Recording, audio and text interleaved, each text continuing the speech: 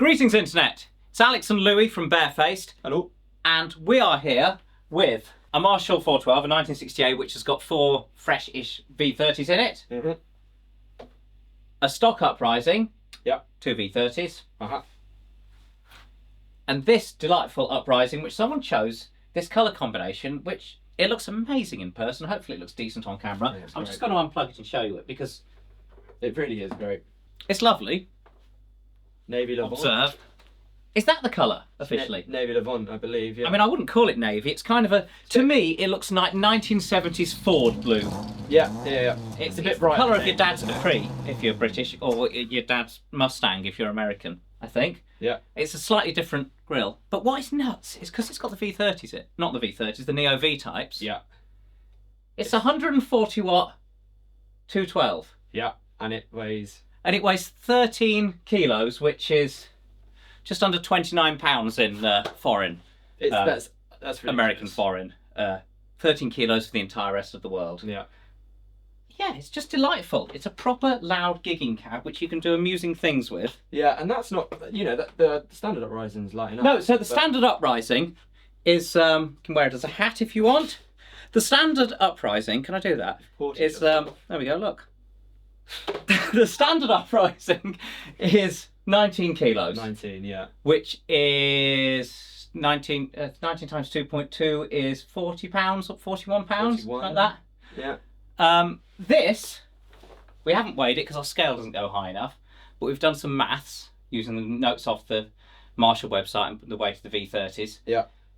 It's 41 kilos, which is 90 pounds. Which is the huge. So it's a different world, and you know what it's like moving them. So yeah, long live valve amps and tube amps. Yes. When you've actually got, you don't need tons of power if you've got an efficient cab, or Yeah. you're in a sensible band. What is this? 15 watts. 15, that's it. This is very light. See all the weights at one end. Yeah, isn't it? And tiny, but a nice cab. It just looks so cool, and it sounds so good, and it's so easy to move. So don't give up on your proper amps and cabs, because they are really cool. Yeah, those V-types, I've not played through them much, and I wasn't sure for a long time. I was like, they're so light, they're Neo, are they going to sound great? Let us have a listen. So we've got our Reverend East Sider, which is Telecaster. For now, yeah, we'll start on this. We're going to try and use more amp dirt. This is set at 12, essentially. It's on the Marshall setting, Brit, and then the gain is at 12 as well, and then I'm just going to dime it when we want to do some heavier stuff. Simple as that. And I might use some pedals as well in comparison, we'll see. And then we'll try some other guitars, or guitar. We shall, yeah. All Right, let's start with the Marshall, because we know number 1 for Marshall, 2 for Uprising V30, and 3 for Uprising Neo V-type. That one, yeah. 1, 2, 3. Am I going straight in rock and heavy, or should we work our way up like normal? Yeah.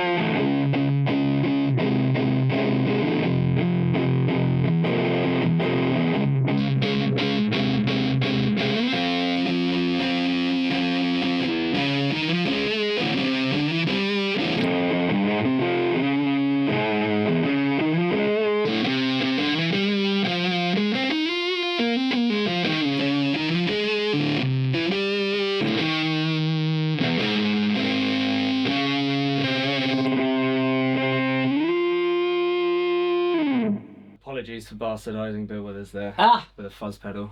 It takes a while to get one's head around it. Yeah.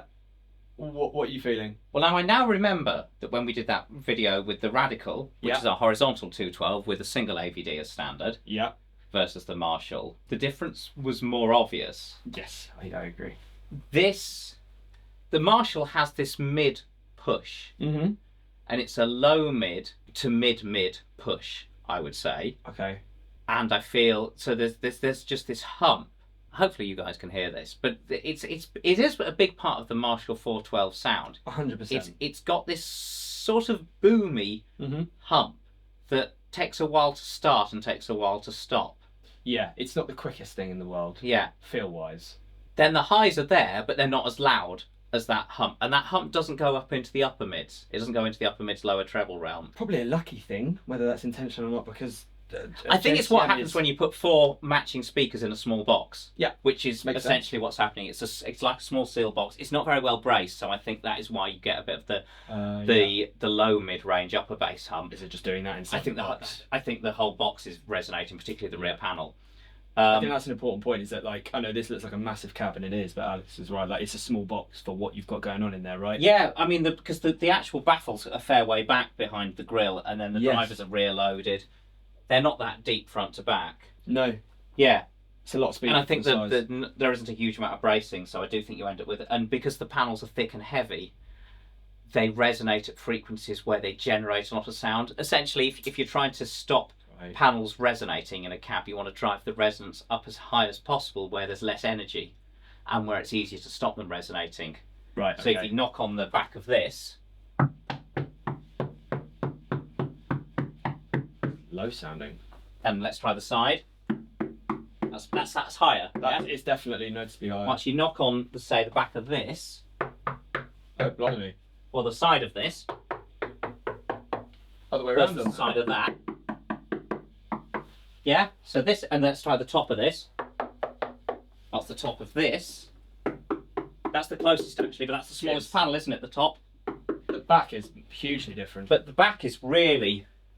Let's try to do the flat of my hand so we don't get the impact. You can hear that. You can. I mean, hopefully the mic's picking it up, but there's a note to that. No, it's a bit like not a floor tom, but the one above. It's a big rack tom. Hear that again.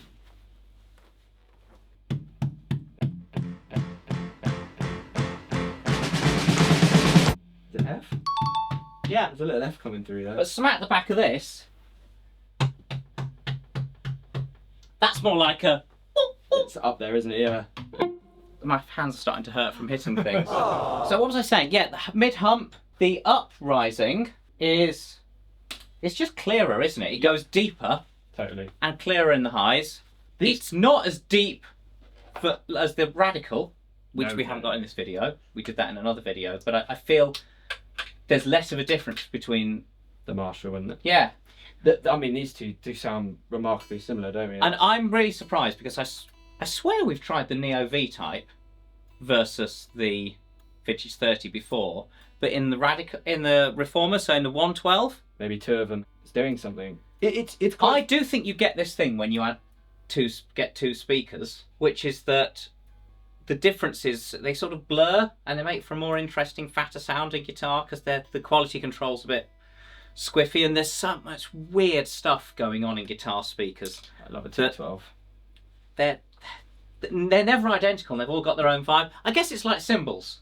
Right, yeah. You know, you go into a shop to buy a cymbal, and whether they're machine made or handmade, everyone is going to sound slightly different, particularly the handmade stuff. Yeah, totally. And I think if you're buying a really nice hi-fi speaker or a really nice pro audio speaker, you try them all head to head, and they'll all basically sound the same and measure near as damn it the same. But I suspect if you get a whole pile of guitar speakers, they're all going to sound fractionally different because they've got such crazy lightweight cones, crazy stiff suspension, light spider, lightweight voice calls.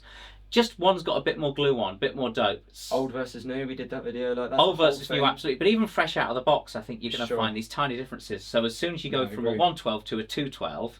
those differences double. And create different sounds. Or they average. Right. Yeah. If you get enough guitar speakers together, do they all end up starting to sound the same? I don't know. But that, I swear that sounded so much more like a V30. It just doesn't quite have the lows. Interesting. For me, it felt a bit less slamming. It's thinner in the bottom end. No, that's a problem. It feels nice. Let's try with Les Paul. A bit less sharp up top as well, I think. Yes, it's not quite as shrill. Right. Let's dime again. Okay. I'm going to turn this reverb off. So we just get in the dry. Alright, where should we start? Let's start on the Marshall.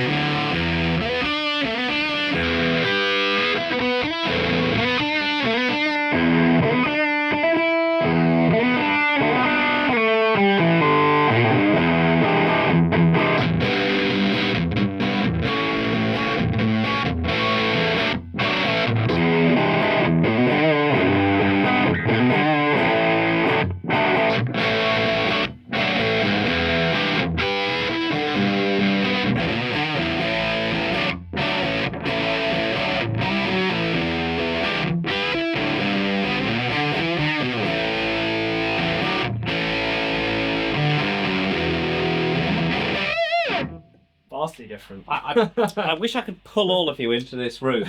Isn't that crazy? I started wandering around like a fool, and it's so bizarre. And I know this because I designed these for a reason. Yeah. And it all stems back to the Guitar 412 thing with me. Yeah. Stems back to a gig years ago at a defunct venue in Brighton where there was an orange 412. Yeah. Like a Marshall 412, but a bit better built. Yeah. Probably have the same speakers in it. I don't know what they come with as standard. Yeah, usually some sort of nice Celestion. Yeah, yeah.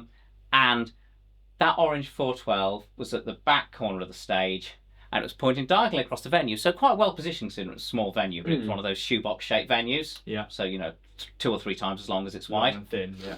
And the sound desk was directly in the line of fire of the Guitar 412.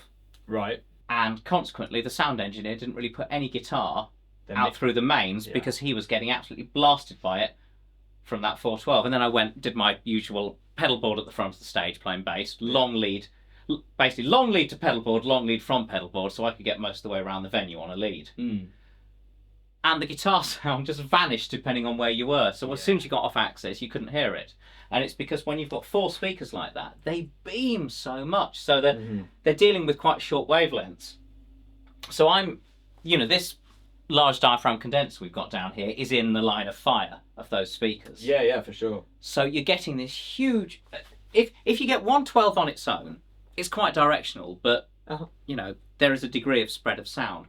But you put them side by side, and suddenly the directionality extends an octave lower, and it means that the mids and highs that would have been spreading round the room from a smaller driver suddenly get all focused into this beam. So that's why you'll be hearing on mic, and what I was hearing when I'm here, there is this real push through the mids from the Marshall 412.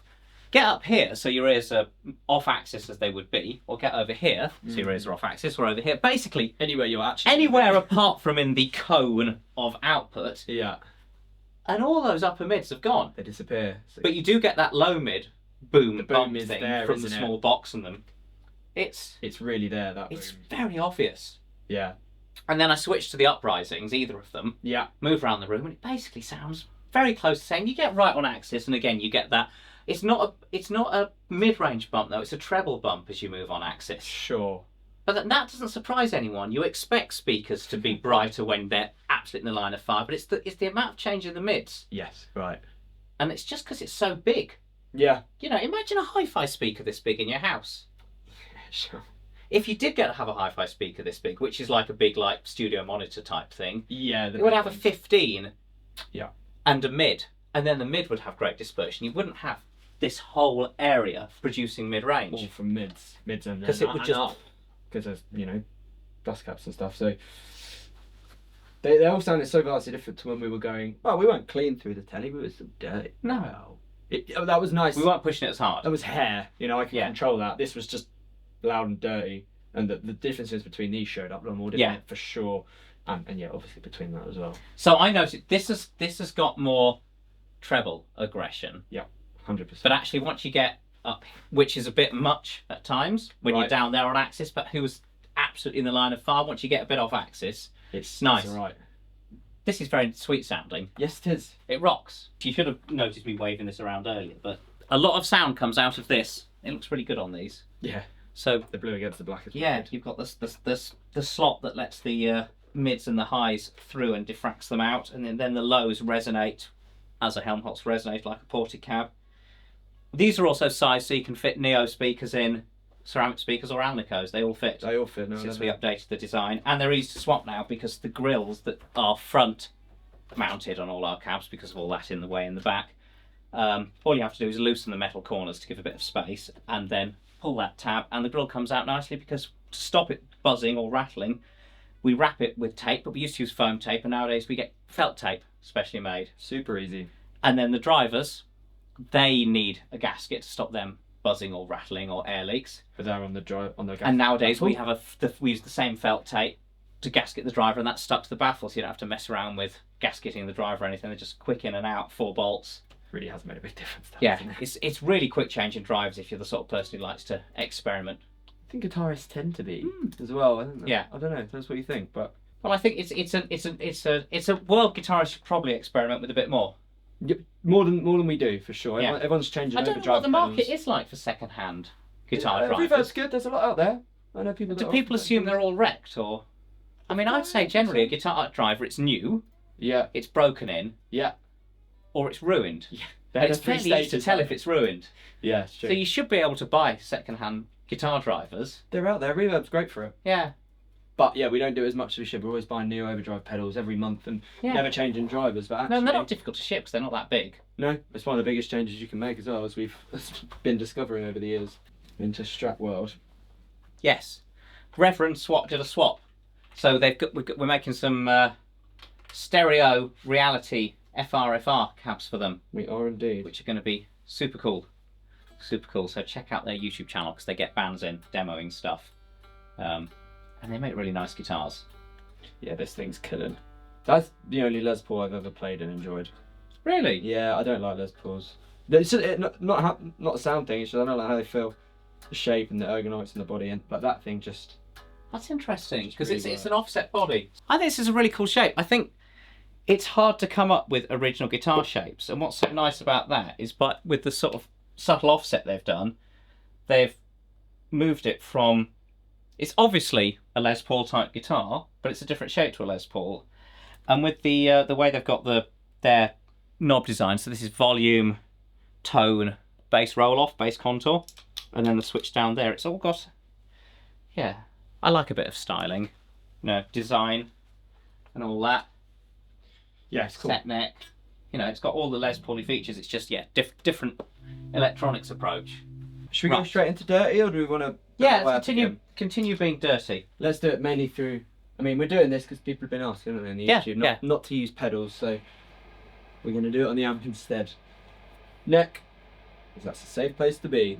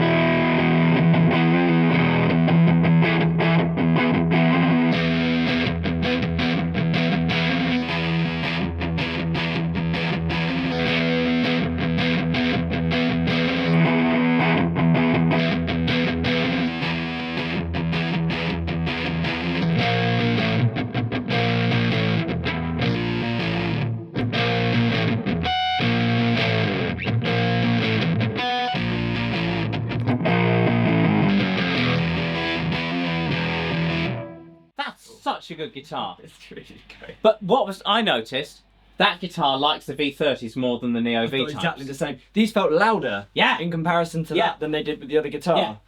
I want to try the Baritone. Well, I don't want to try. Oh yeah, great. Hi, it's a reverend party here. It's a nice party to be at. It's very good. I am just going to chug. Yeah, chug.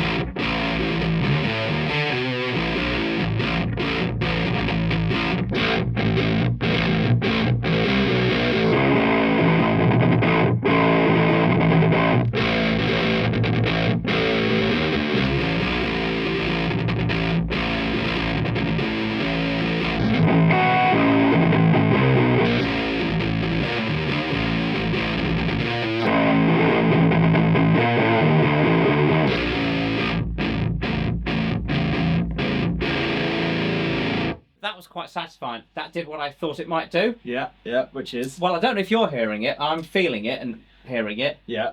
The Neo V-Type goes lower. Really does. Than the V30. Yeah. And this is the thing you tend to get with speakers, that if you have two speakers which are quite similar. Yeah. Ignoring the fact that you might be pushing them to the limit, but if you're not pushing them to the limit, you've got two speakers that are quite similar in the same boxes. The one that is louder won't go as deep, and the one that goes deeper won't be as loud. That makes sense. There's a thing called Hoffman's iron law, which says that deep, efficient, i.e. loud. Yeah.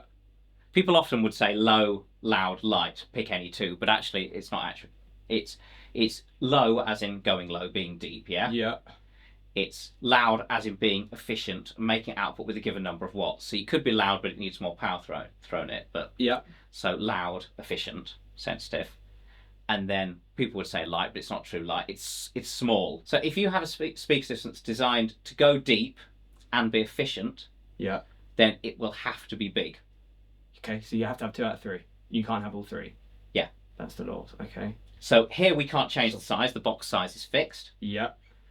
And we are choosing this speaker, the Neo V type, is a bit less sensitive. It's got a bit less magnet pushing it.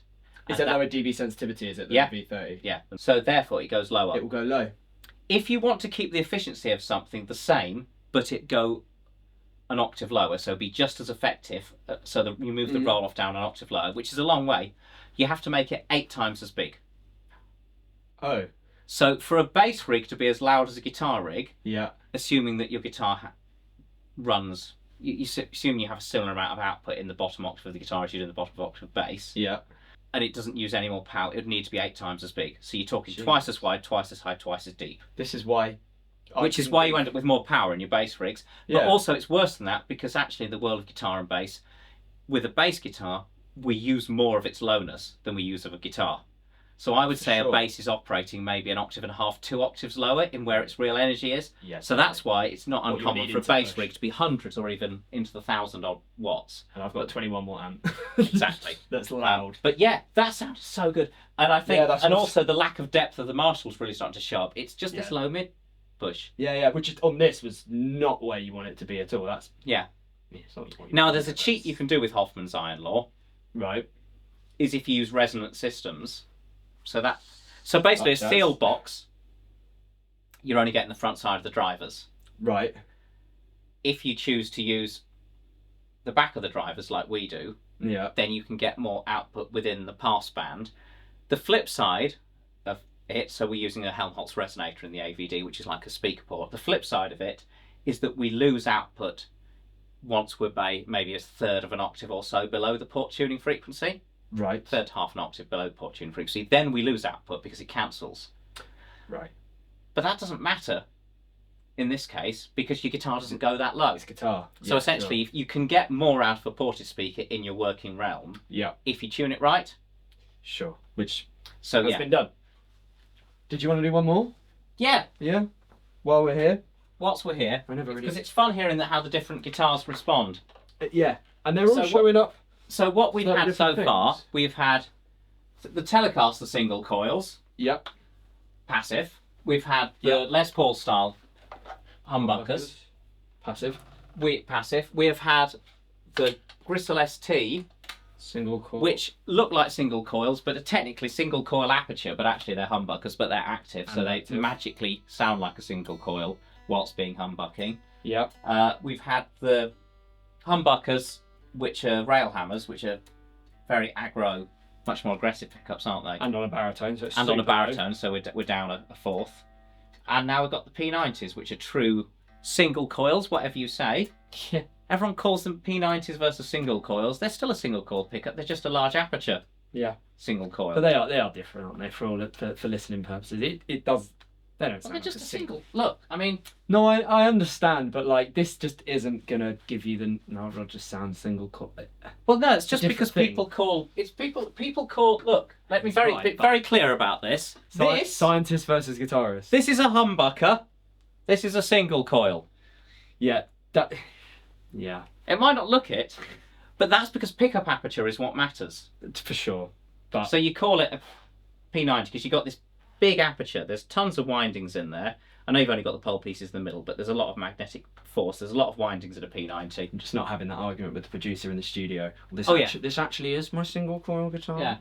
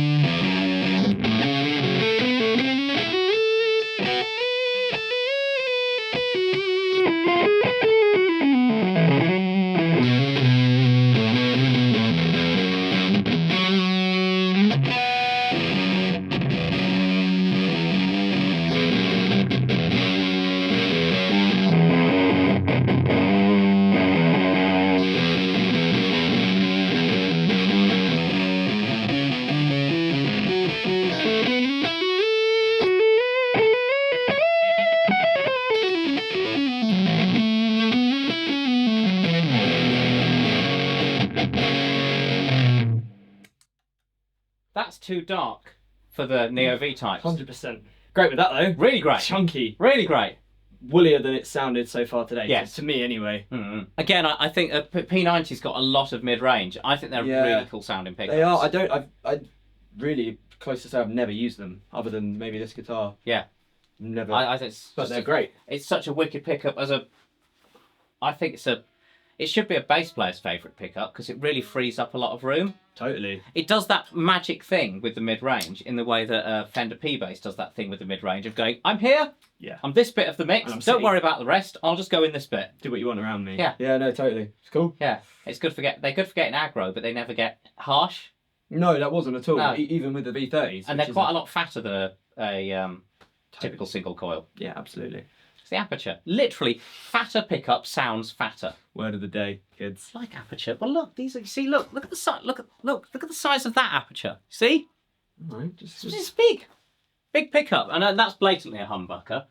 But you know, these as well, big apertures. Yeah. This bass actually, you can actually modify the aperture on this. Can you? Yeah, because you've got rows of pole pieces that you can wind up and down with an Allen screw. Oh, okay. So you can bring the pole pieces up Yeah. on the middle and then take them down on the outside to narrow the effective aperture. Yeah, yeah. They're sadly they're out of production, those pickups, those Q tuners, but they That is smart. it's very smart. It's such a I just think pickups are magic. Yeah, no, it's very... Yeah. I just think it's incredible. Like a bit of copper. They sound great. They make it. They make you rock. Well, they do. They do. It's my favourite thing about electric guitars and basses is the pickups. They're just so cool. Yeah. Because yeah, they're like magic. Because they only sense the movement of the string in like one dimension. Is that one dimension? Two dimensions. It's really weird. They don't sense it in all directions. No, no. But they still manage to sound like the instrument does unplugged. Mm-hmm. But just with their own vibe. Magic. Anyway. Well, that's us. We've done a lot. We've done some guitars, we've done some cabs, and reminder, this looks cool and sounds good. Yeah, wow. Just a bit. That's a sound. So not for the P90s. No.